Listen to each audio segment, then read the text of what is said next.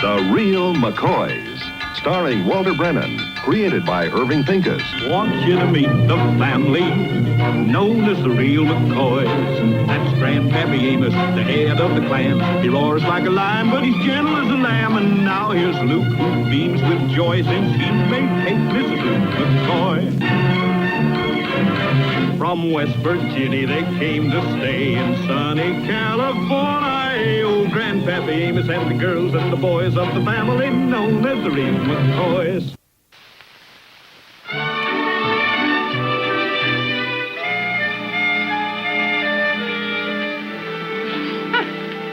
It says here, with them new jet airplanes, a person can have lunch in New York and dinner in London. Well, I don't mind going out to eat once in a while, but that's plumb ridiculous. Grandpa! Yeah, little Luke. Grandpa, if you're in town tonight, will you drop off this library book for me? Well, I'm kind of set for right here this evening, little Luke. George McMichael's coming over to play checkies with me. And if I ain't mistook, that's him right now. Hello there, George. Oh, come on in here. Hi, Amos. Hi, Uncle George. Hi, little Luke. Yes. Hello, Luke. Hi, Kate. Hi, George. George, how are you? You say, George, ain't you a bit duded up for checkies? That's what I come over to tell you, Amos. I can't play checkers tonight. You can't. No, I'm sorry. I got involved in a little business deal. A business deal? Yeah, that's right. And I got to see some folks about it in a few minutes. So that's why you're all dressed up like this? Is something wrong? Well, George, Now, Grandpa, don't you start teasing George. Yeah, don't you pay no attention to Grandpa, George. You look mighty nice overdressed like that. Well, thank you, Luke. I like that yellow tie. Well, it ain't much, but it's special bought to go along with my yellow pocket handkerchief. And they both go along with my yellow socks. What color underwear you wearing, George? Amos, there's a lady present. Well, I'll be going. You say, George, maybe come over tomorrow night and play checkies, huh? Well, depends on how the business deal goes, Amos. I'll call you. Night, George. Night, George. Night. George sure did look nice, didn't he? Yeah, you look real nice, Kate. Well, I think I'll mosey on into town for a spell. Oh, Grandpa, as long as you're going, why don't you take little Luke's book back to the library for him? All right. What are you planning on doing in town tonight, Grandpa? Oh, I got a big evening all set, Luke. If the excitement ain't too much for me, I'm going to watch the folks jaywalking across Main Street. Well, good night. Night.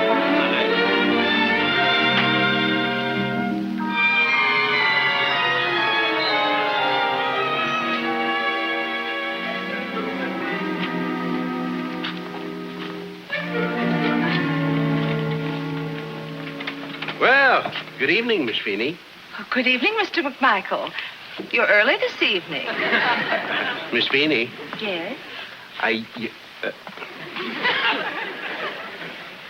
you get prettier every day. Why, Mr. McMichael, what a lovely thing to say. Well, Oh, excuse me.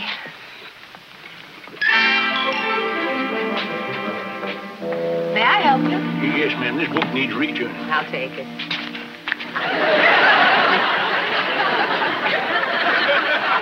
Say, you're new around these parts, ain't you? I am indeed. I've only been here a week. Well, welcome to the west end of the San Fernando Valley, the beauty spot on the face of Southern California. Thank you.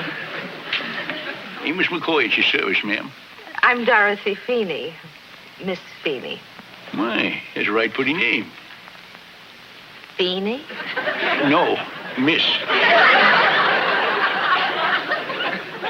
I'm a widower myself. Well, I best get a book. Ain't nothing like a good book to sit with for an evening.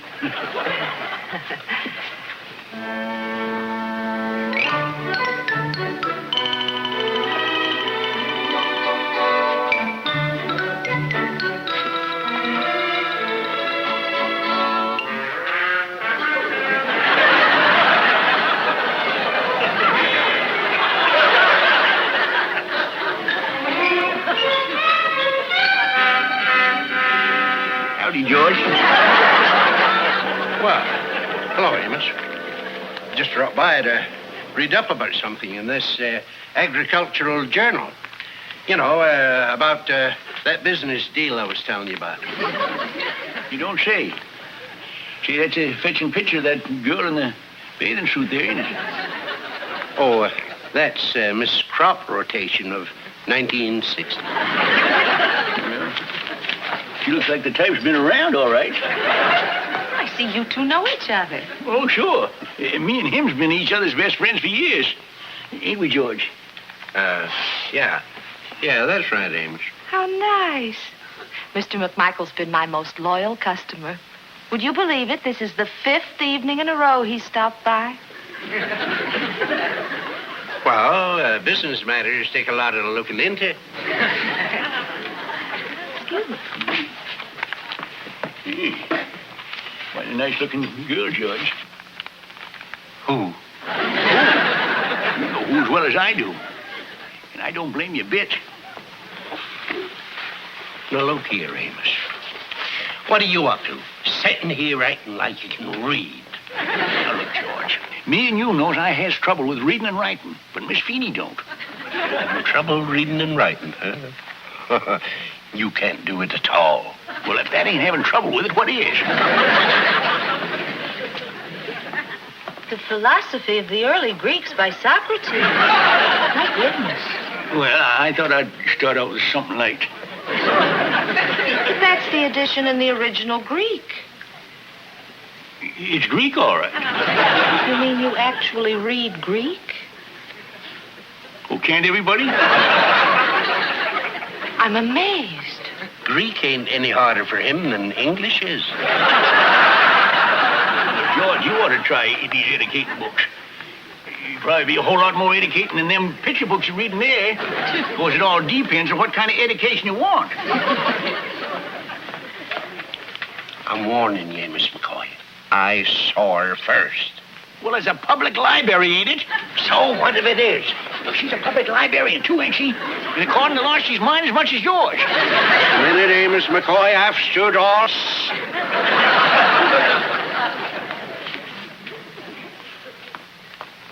Would you like to take that book home with you when you go, Mr. McCoy? I might just do that, Miss Feeney. Fine. You can sign for it on your way out. You mean sign my name? That's right. Well, I just remembered my reading lamp's been sputtering on me. Well, you can stay here and read as long as you like, Mr. McCoy. Oh, thank you, Miss Feeney. You mark my words. Luck's with you tonight, but someday Miss Feeney's going to find out you can't read or write or even sign your name. And when that day comes, oh, I'll be standing in the sidelines laughing like a mule. Well, now, if you don't mind, I'd like to get back to my reading. Let's start with this one. Why, you don't even know what kind of a book that is. I sure do. It's blue.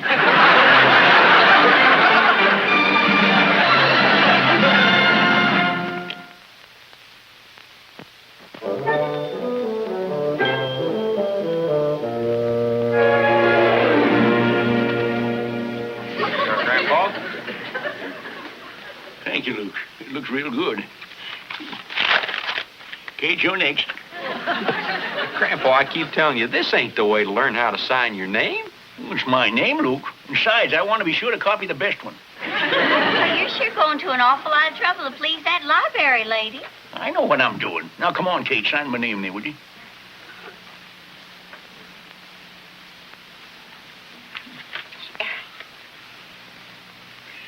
What's that curly thing there?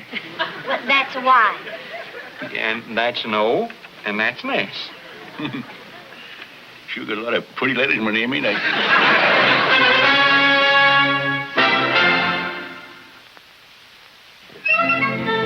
I must have whipped 2 dozen chords before Miss Sniffer picked that one.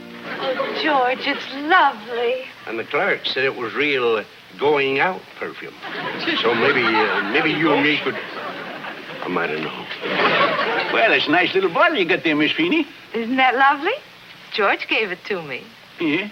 Perfume, Amos. It's called the Vie de la Flower. That's French. Well, I'm glad to see your taste is improving, George. Miss Feeney.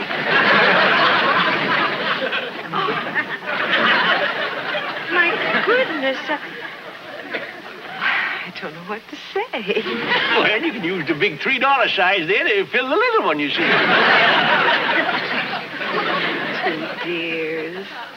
But you really shouldn't have done it. Well, George, you ready for your reading exercise? Readier than you'll ever be.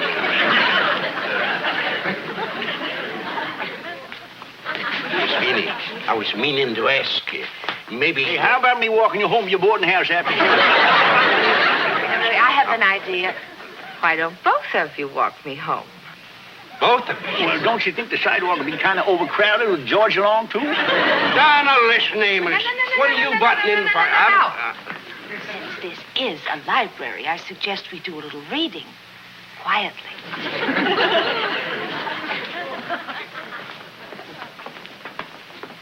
Well, let's see now. I finished off that War and Peace by that Tolstoy fella last night. That was fast. No, he reads faster when there ain't no pictures to slow him up. I think I'd like that. And this one here. This one. Yeah, that's the one I want. Amos, are you planning to read all those books this evening? I have got quite a stack of them, ain't I? Why, Amos, why don't you just take him home?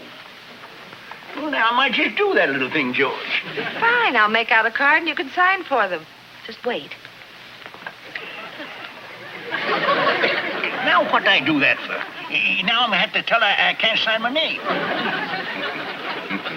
Well, I guess I'll just have to make my X and get it over with. Oh, now, Amos, no, don't be too ashamed. After all, X is part of the alphabet, too. Here's your card, Amos. Where do I sign? Right there.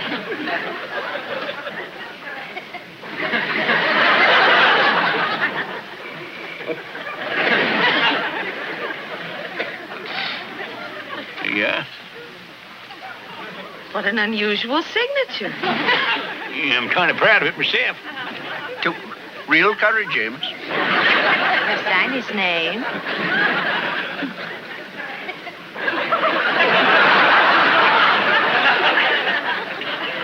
Amos McCoy, when did you learn to sign your name? Same time I learned to read. There. All checked out for you. Oh, thank you, Dorothy. Too bad George don't read some of them good books. I'm sure George enjoys what he reads. Well, I don't think he's so good on the books with the big words in them.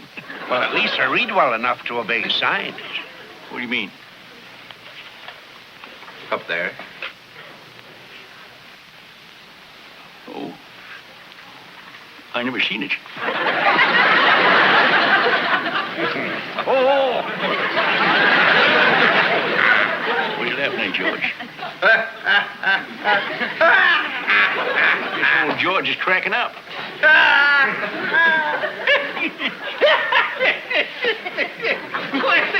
At least you gotta give George credit for one thing. He can laugh at his own shortcomings.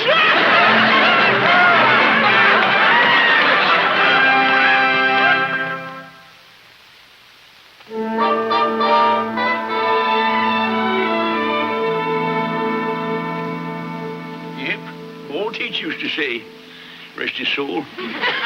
Amos, if you don't learn nothing else, learn to appreciate good reading. This is mighty tasty cake, Miss Feeney. Thank you, George. What else your teacher tell you, Amos? Well, let's see now. George, would you do me a favor? It would be a pleasure, Miss Feeney.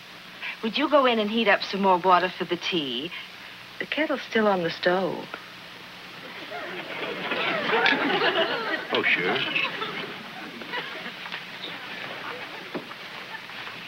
And don't hurry back, George. You know the old saying, three's a crowd. Now, there's one of my favorite books. Amos. And once read it 10 times, I read it once.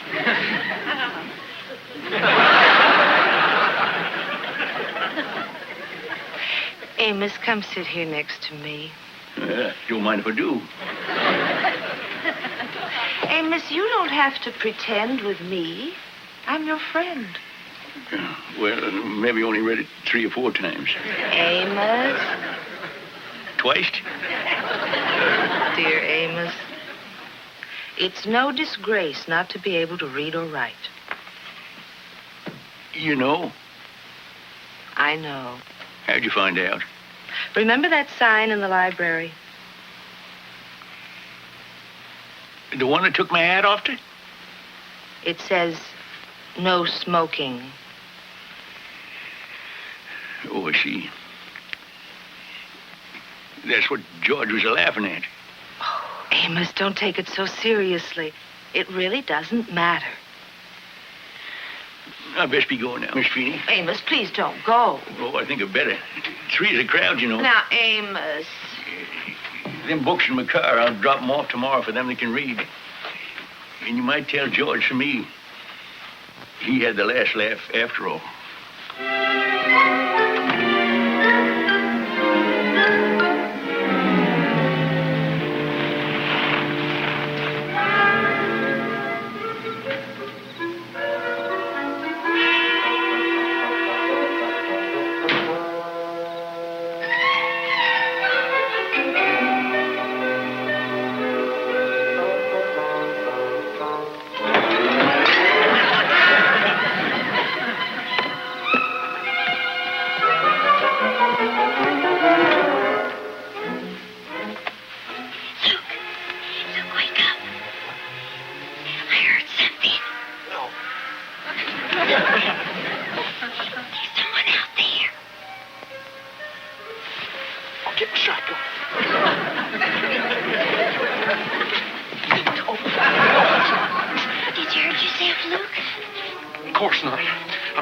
Out of the pure joy of being up this early in the morning.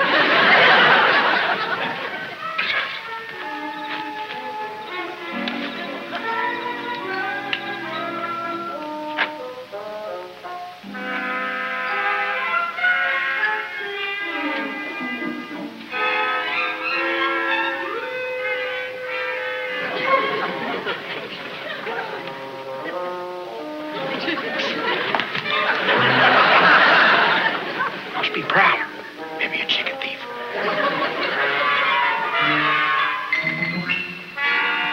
Quiet now.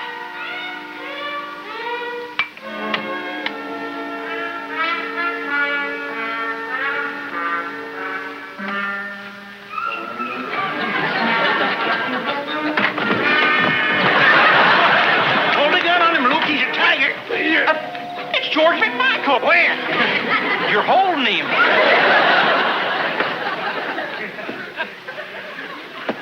Good evening, folks. George, what in the world are you doing out here at this time of the night? Well, I just come I'd over... be happy to see a chicken thief. Amos, I just had to come over and have a little talk with you. I haven't slept a wink thinking about what I did to you. Well, you're too late when you're thinking. You know all about this, huh? Yes, George. Grandpa told us. Amos, a woman brings out the beast in a man. No offense, Kate. George. Now, if you've had your say, we want to get back to bed. Amos, I don't know how I could have done such a terrible thing to you. You, my best friend. The devil must have got me. Well, if he's figuring on being a friend of yours, he better watch himself. Look, Grandpa, seeing as how George has apologized to you, why don't you two just shake hands and start all over again with Miss Feeney? Luke, the first thing in the morning, I'm returning them 5 books I took out. Then I want to forget about libraries, the people what runs libraries, and the people that goes into libraries. Maybe they can best work this out alone. Night. Night, George. Amos, please. Like Good I said... night. She's all yours. And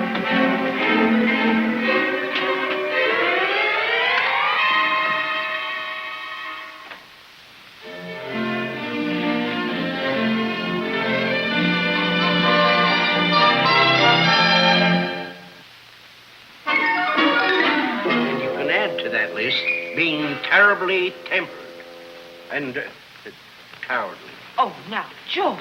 Now, I mean it, and tricky and syphilis, too. He's run me down enough already. And don't let's forget about being full of foul-type language also. I'm sure you're exaggerating. Oh, if you want to know the truth, I ain't told you the half of it. It so happens that I'm selfish and I'm unfeeling. No, Miss Finley, I ain't the man for you. Amos McCoy is. Why, that old devil. And I'm insincere. And I'm nasty mean.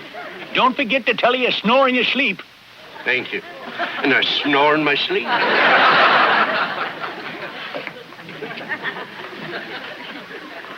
Oh, hello, Amos. What are you doing here? Listening to some of the best line I've heard in years. Now, wait a minute, Amos. Everything I said about myself is... Now, look, Miss Feeney, George McMichael is one of the finest, nicest, most politest... Now, hold on, Amos. I guess I ought to know more about me than you do, and I say that I'm Now, both of you. Oh, you sweet, wonderful men. I just can't wait till Cecil meets you. Cecil? Cecil Norton, an old friend from Wilkes-Barre. He telephoned me long distance late last night and, of all things, proposed. Well, that's going pretty far, ain't it? And his name is, Cecil. Oh, I'm just sure the three of you... Excuse me a minute. Cecil from Wilkes-Barre. Can you imagine that? George, you know, it's just a goddamn shame the way our American girls is a falling for them foreign fellas.